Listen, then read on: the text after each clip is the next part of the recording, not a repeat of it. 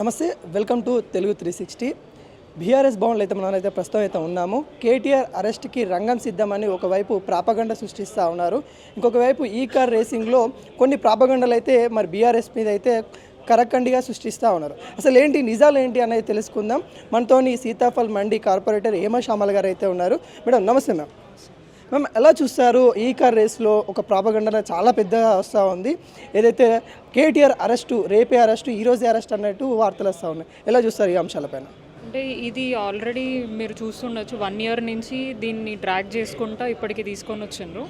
So already Revanth Reddy గారు decide అయ్యారు ఏదో ఒక ఫాల్స్ కేసు పెట్టి కేటీఆర్ గారిని జైలుకి పంపించాలని చెప్పేసి.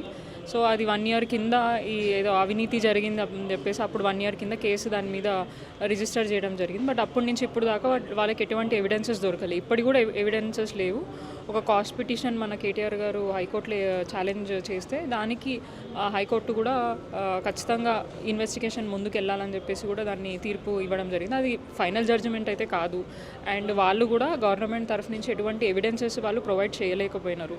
సో ఇన్వెస్టిగేషన్లో భాగంగా ఖచ్చితంగా కేటీఆర్ గారు కూడా ఎటువంటి ఇన్వెస్టిగేషన్కైనా నేను రెడీగా ఉన్నాను, నేను ఎక్కడ తప్పు చేయలేదు, గవర్నమెంట్ పరంగానే నేను డెసిషన్ తీసుకున్నా, అది కూడా తెలంగాణ రాష్ట్రాన్ని హైదరాబాద్ బ్రాండ్ని పెంచే విధంగానే మేము పనిచేసినాం తప్ప అక్కడ ఎక్కడ అవినీతి జరగలేదని చెప్పేసి ఆయన కరాఖండిగా చెప్తున్నాడు. సో దానికి కూడా మేము అందరం కట్టుబడి ఉన్నాం. డెఫినెట్గా ఎటువంటి ఇన్వెస్టిగేషన్ అయినా, ఏసీపీ ఇన్వెస్టిగేషన్, ఈడీ ఇన్వెస్టిగేషన్, ఇంకేవి అయినా కూడా కేటీఆర్ గారి రెడీగా ఉన్నారు. వారితో పాటు మేము కూడా ధైర్యంగా ఏ కేసులైనా ఎదుర్కోవడానికి రెడీగా ఉన్నాము. ఎందుకంటే ఏడాది నుంచి ఎటువంటి గ్యారంటీస్ని ఇంప్లిమెంట్ చేయలేక డైవర్షన్ పాలిటిక్స్ చేస్తూ నిరంతరం ఏదో ఒక సినిమా ముందుకు తీసుకొస్తున్నాడు. ఏమన్నా స్కీమ్స్ ఇంప్లిమెంట్ చేయాలి, ప్రజలు దాని మీద ప్రశ్నించాలని అంటే ఇట్లాంటివి ఇష్యూస్ని హైలైట్ చేసి వాటిని డైవర్ట్ చేసి వాళ్ళు ఇంప్లిమెంట్ చేసిన స్కీమ్స్ ఏవి కూడా మాట్లాడనీయకుండా చేసే ప్రయత్నమే రేవంత్ రెడ్డి గారి పరిపాలన విధానం. అడ్మినిస్ట్రేషన్, డెవలప్మెంట్, వెల్ఫేర్ స్కీమ్స్ ఎటువంటి ఇంప్లిమెంటేషన్ అయితే లేదు.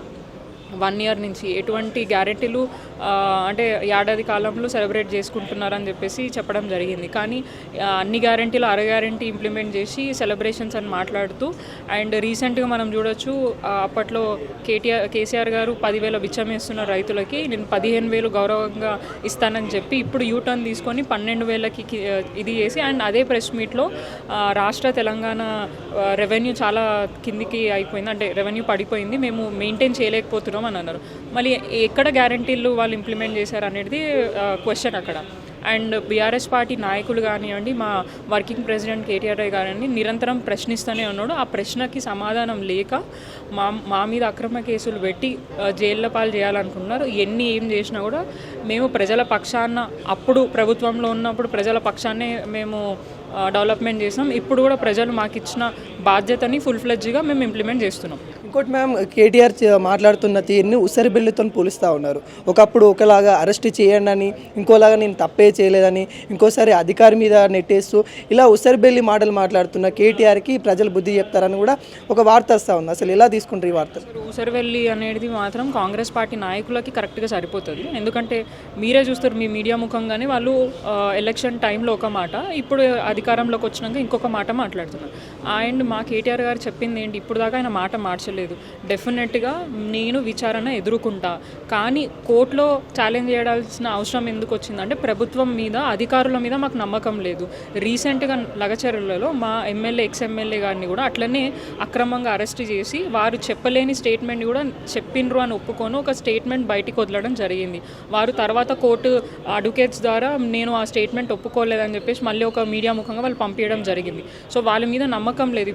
ఇప్పుడు కూడా కేటీఆర్ గారిని అక్రమంగా అరెస్ట్ చేసి లోపల తీసుకుపోయి వారు ఒప్పుకున్నారని చెప్పేసి ఒక పేపర్ స్టేట్మెంట్ ఇస్తే మాకు అది వారికి డ్యామేజ్ అవుతుంది, వాళ్ళ హక్కులకు డ్యామేజ్ అవుతుంది అన్న ఉద్దేశంతో మేము కోర్టుని సంప్రదించినాం. కోర్టులో ఖచ్చితంగా నిజాలు తేలుతాయి. మేము కోర్టు ఏ జడ్జిమెంట్ ఇచ్చినా కూడా దానికి మేము కట్టుబడి ఉంటాం. డెఫినెట్గా దాంట్లో నిజంగా అవినీతి జరిగిందంటే వాళ్ళు ఒక్క ప్రూఫ్ అని ఎప్పుడు దాకా ఏడాది నుంచి తిప్పుతున్నారు కదా, కానీ ఒక్కటైనా దొరకాలి కదా. వాళ్ళు అంటే ఇప్పుడు ఏ రాజకీయ నాయకులైనా ఎవరైనా కూడా ఒక తెలంగాణలో ఒక స్కీమ్ ఇంప్లిమెంట్ చేయడానికి మాత్రమే ఉంటుంది. పాలసీ మేకింగ్ అనేది డెఫినెట్గా ఐఏఎస్ ఆఫీసర్ల పని ఉంటుంది. అది ఎట్లా ఏం జరుగుతుంది, దాంతో బెనిఫిట్స్ ఏంది, నష్టాలు ఏంటి అనేటివన్నీ కూడా చెప్పాలి.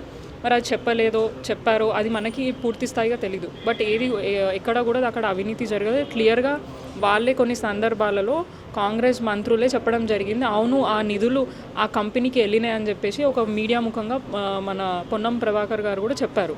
సో వాళ్ళు ఒప్పుకున్నాక మళ్ళీ ఇదేదో అక్రమ కేసు అంటే అవినీతి జరిగిందని ఎక్కడి నుంచి వచ్చింది అనేది కూడా క్లారిటీ లేదు. దీనికి ఏసీపీకి ఏమంటారు ఈడీకి వీటికి అన్నిటి కూడా ఎటువంటి సంబంధం లేదు. సో అయినా కూడా కేసుని బుక్ చేసి అన్నని ఇబ్బంది పెట్టే ప్రయత్నం చేస్తున్నారు. ఎన్ని ఇబ్బందులు పెట్టినా ఎంత సతాయించినా కూడా డెఫినెట్గా బీఆర్ఎస్ పార్టీ నాయకులు మా ఎమ్మెల్యేలు అందరూ ప్రశ్నిస్తారు. వాళ్ళు ఇస్తాన్న గ్యారెంటీలు పూర్తి స్థాయిగా ఇంప్లిమెంట్ చేసేదాకా మేము వదిలే ప్రసక్తే లేదు. ఇప్పుడు స్థానిక ఎన్నికలు కూడా వస్తూ ఉన్నాయి, దాంట్లో భాగంగానే మరి కాంగ్రెస్ ఇదంతా చేస్తూ ఉందని ఇంకొక వర్గం చెప్తా ఉంది. మీరు కూడా అలానే అనుకుంటారా? అసలు ఈ స్థానిక ఎన్నికలలో గెలవడానికి కోసమే కేటీఆర్ మీద బురద వెళ్తుందని అనుకుంటున్నారా? అంటే ఎలక్షన్తో వాళ్ళకి సంబంధం లేదు. వాళ్ళు ఏంటనంటే కంప్లీట్గా బీఆర్ఎస్ పార్టీని కథం పట్టేయాలన్న కార్యక్రమమే పెట్టుకున్నారు. వాళ్ళు ఫస్ట్ ఎలక్షన్స్కి ముందు ప్రామిసెస్ చేసిన కొద్దీ ఫుల్ఫిల్ చేయక చాతకాక వాళ్ళకి అంటే వాళ్ళు అడ్మినిస్ట్రేషన్ నడిపి చాతగాక ఇవన్నీ డ్రామాలు వాళ్ళు చేయడం జరుగుతుంది. ఎందుకంటే ఇప్పుడు ప్రజలలో పోతే డెఫినెట్గా వాళ్ళు క్వశ్చన్ చేస్తారు, ఏం గ్యారంటీలు అన్నారు కదా ఏవి అని చెప్పి క్వశ్చన్ చేస్తారు. సో ఆ గ్యారంటీలను తప్పించుకోవడానికి ఇట్లాంటి పిచ్చి కేసులు పెట్టి ఇబ్బంది పెట్టి దాన్ని ఎవరు మాట్లాడనీయకుండా ఇప్పుడు ప్రచారంకి పోయినా కూడా వాళ్ళు చేసే పని ఇదే, బీఆర్ఎస్ ప్రభుత్వం ఇట్లా చేసింది అట్లా చేసింది అని చెప్తారు. కానీ 1 year కాలంలో వాళ్ళు ఏం చేసిండ్రు అనేది చెప్పరు. అండ్ ఎప్పుడు చూసినా రాష్ట్రం అంతటా అప్పుల పాలు అయిపోయింది, బీఆర్ఎస్ పార్టీ చేసిందని. కానీ వాళ్ళ ఆరోపణ ఏంది, 10 ఏళ్ల కాలంలో 1,00,000 కోట్ల అప్పు చేసిరని. కానీ ఒక ఏడాదిలోనే కదా 1,30 కోట్ల అప్పు మీరు చేసిన తర్వాత ఏం అభివృద్ధి చేసిరు?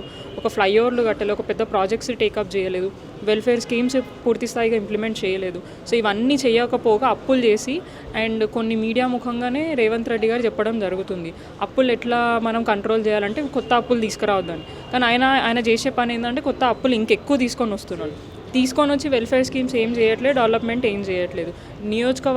వారిగా మాకు ఎటువంటి నిధులు కూడా ఇప్పుడు దాకా కేటాయించలేదు. ఏ డెవలప్మెంట్ వర్క్ జరిగినా కూడా గత ప్రభుత్వ బీఆర్ఎస్ ఉన్నప్పుడు మాకు ఏవైతే నిధులు కేటాయించారో శాంక్షన్ చేసారో అవి వర్క్స్ మాత్రమే ఇప్పుడు మేము చేయగలుగుతున్నాం. ఇప్పుడు ఏం ముఖం పెట్టుకొని ప్రజలలోకి వచ్చి వాళ్ళు ఓట్లు అడుగుతారు? ఖచ్చితంగా ప్రజలు ప్రశ్నిస్తారు కాబట్టి ఇట్లాంటి డైవర్షన్ పాలిటిక్స్ చేస్తూ మమ్మల్ని డ్యామేజ్ చేసి ఓట్లు మళ్ళీ వేసుకోవాలన్న ప్రయత్నమే చేస్తున్నారు. కానీ ఏం చేసినా కూడా ప్రజలు ఖచ్చితంగా రానున్న లోకల్ బాడీ ఎలక్షన్స్లో వాళ్ళకి బుద్ధి చెప్తారు.